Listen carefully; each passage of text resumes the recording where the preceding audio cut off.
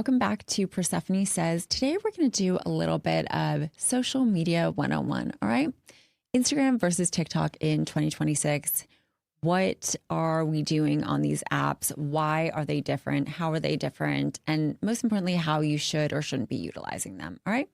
If you're a wedding or hospitality professional, just cross posting content on both platforms and calling that a strategy, you don't have a strategy at all. So I really want you to think about this. If you are opening up these two apps, if you are thinking about these two places as two separate things, because they are, I'm going to break down how exactly you should be utilizing them, how they are unique, how they are uniquely different, and what your expectations for both of them should be. So the reality is this: only 4% currently of wedding professionals are actually receiving leads on TikTok. That's insane. And I'm going to give you this is going to be a stats episode, guys. Get out your pencils. This is going to be Professor P giving you the hot takes and why you need to be thinking about things very differently. So there's a tremendous amount of pressure to show up on TikTok, but then people feel stuck or stifled or whatever. And so we need to think about, okay, what is each platform for, how you need to be thinking about them. And if it takes 8 touch points to connect with a potential client, no matter what industry you are in, 8, then think about this as how you can showcase, process your real personality, just a little bit more depth versus your portfolio. All right. So this might surprise you, but on Instagram, there are 3 billion people on Instagram to TikTok's 1.9 billion. So it would appear that Instagram is the obvious winner. But think about that for a second. Instagram's been around for a very long time. TikTok is the newer platform and channel. That's very fast adaptation over a very short period of time. The difference, and this is incredibly important. So again, get your fucking pencils out, people. On TikTok, people spend 97 minutes a day on the app versus Instagram's, this is average, 63 to 73 minutes a day. That is over an hour and a half of time, concentrated time on the app. Now, couples are using TikTok as part of the planning process all of a sudden. We are not just getting decor inspiration from Pinterest or from Instagram, but people are finding photographers and videographers on TikTok because you have the opportunity to distinguish yourself in a market. And frankly, and planner friends, don't get upset with me, but once upon a time, you could be a photographer and you could lead the charge, book the client first, then bring them to a planner. Then over the past, I would say 8 to 10 years, the planners have controlled everything, right? Every decision. Now it's starting to vacillate slightly, where because you can control your own narrative, your own brand out there with TikTok, because you can give people real insight into who the hell you are, you once again have the power to pull your couples in this way as well. This is relevant for venues. This is also relevant for floral and decor. You can help drive demand. But if you're not, then that's a you situation, right? If you're not putting emphasis on there, that's a you situation. This area, and this is going to be TikTok land over here, is your opportunity to control a bit more and to distinguish yourself quite a bit more. Now, again, it's really important for you to note this, that the wedding industry is chasing couples on TikTok without building any bridge to actually convert them. Now, the beauty of that statement is this: TikTok, as of recently, and I will get to you and make sure that in the show notes here that I tell you exactly the number of followers that you need, but they have allowed for you to link out on your stories on TikTok. You have a bio, you can do these things, but also people are programmed a certain way. They know where to find you. They know how to contact you. They will look for you. And oftentimes, in the way I want you to be thinking in 26 is TikTok first to then lead them to your portfolio on Instagram. Personality first. It's the only thing we've got that really takes us into a different stratosphere from everybody else and blending and move them over to your Instagram page, which is perfectly curated. And all right, so let's talk about how the algorithm is actually driving all of this. So on TikTok, think about this as a discovery machine. It shows content based on interest. It's not based on who you follow, but it shows you new accounts all the time, and you can go viral at any time. Again, virality is not always the answer, but it allows you exposure. And if you think about it as so much more exposure, this is the place. Instagram has a hybrid model. Instagram is rough these days. We've been talking about copycatting a lot, and Instagram is the ultimate copycat. Though they had the market advantage, think about this as it weighs existing relationships and engagement history so much, and it is a slower burn, but more predictable. Every few days, Maseri, who's the head of Instagram, will come out and talk to the camera and tell you the new features or answer some fucking questions. But the reality is that it just hasn't figured out exactly the same game that TikTok is. It is the best algorithm, period. And people are using it as a search tool, but we'll talk more about that in a second.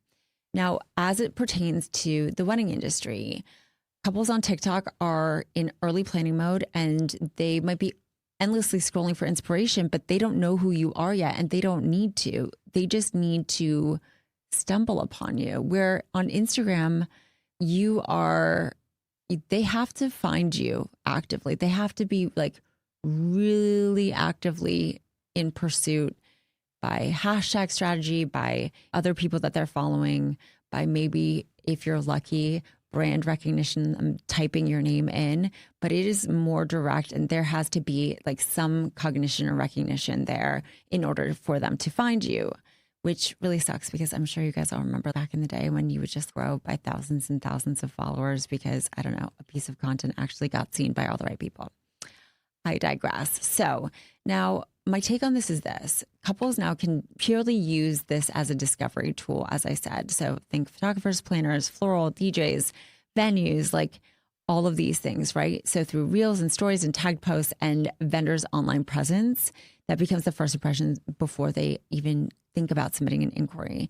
So which platform is actually doing that work for you? Now, the mistake that so many wedding professionals have is they spend so many hours on TikTok trends without a clear path of their viewpoint or even how to move them into an inquiry phase.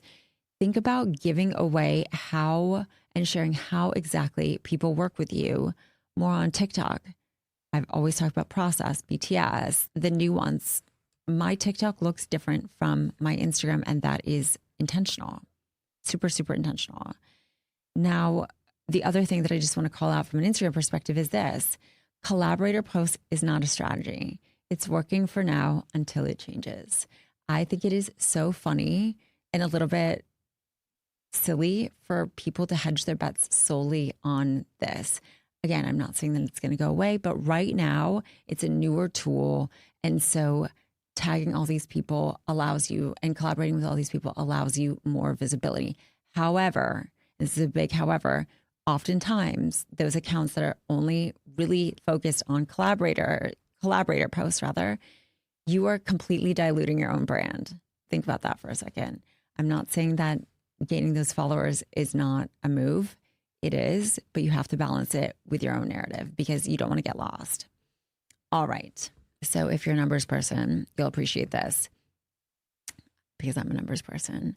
So TikTok engagement is 3.7% versus Instagram's 0.48%. So it is an 8-to-1 gap that we're talking about. Now, the engagement rate and inquiry rate are not the same thing. Think about engagement as flirting and being relevant and being in the room. When you get an inquiry, they're in the house, right? They're fully in your house. And that was not a good parallel, but we're just going to go with that, okay? All right. Now, the nuance of the wedding industry itself is that TikTok engagement is fast and shallow. So I'm going to give you the goods, the bads, and where you need to meet me, right? So a couple can save your piece of content for inspiration and they can move on, or they might never come back. But the goal is to get them to connect to you so that you are really distinguishing yourself and setting yourself fully apart from everybody else. Now, from an Instagram perspective, engagement is slower. It can be more intentional. Oftentimes the saves and the shares, and especially the DMing feature on Instagram is way more the move. And that's why we're seeing engagement rates down on Instagram, because people are often sharing those posts with each other through DM. So that is helpful, right? Because it allows you the opportunity to hopefully get one step closer to a booking. Now, what I'm seeing, and this is my spicy take on all of this, is that wedding professionals are celebrating viral TikToks with zero new inquiries to show for it. This is also true for Instagram. Again, the blow up of a post on Instagram through a collaborator post, which is right now pretty much the way that it's happening, or the one off viral moment, viral reel, is by far the wrong metric that you need to be paying attention to. You have to go back to the basics. The basics are this: you want to find your handful of people who can buy from you. At the end of the day, that is all that matters. And it's the reason why we're utilizing all of these channels, right? Now, I want you to think also about the way that couples are doing their research. So in 26, they want to see how wedding professionals operate under pressure, communicate with clients, handle real wedding day logistics. This is my perspective, take it or leave it, but I don't think that some planners in particular are putting out videos of them yelling at people and bossing people around. I don't think that's a good look. I'm going to actually say that is being an asshole, and publishing that as marketing material is not great. Sure, can some people connect to that because they feel like you're in charge, or that if something hits the fan that you will lose and blow a gasket to save their perfect moment? Maybe, but I don't know, like it tracks. So do you want that person who's also going to blow a gasket at you? As in, do you want a couple who's attracted to you blowing a gasket, you being explosive? I don't know, that feels toxic to me. I'm just going to say that. Okay. Take it or leave it. I want you to think about the dollars and cents. So let's just zoom out for a moment on the industry at large and talk about the dollars. The wedding industry contributes over $100 billion to total spend in 2025.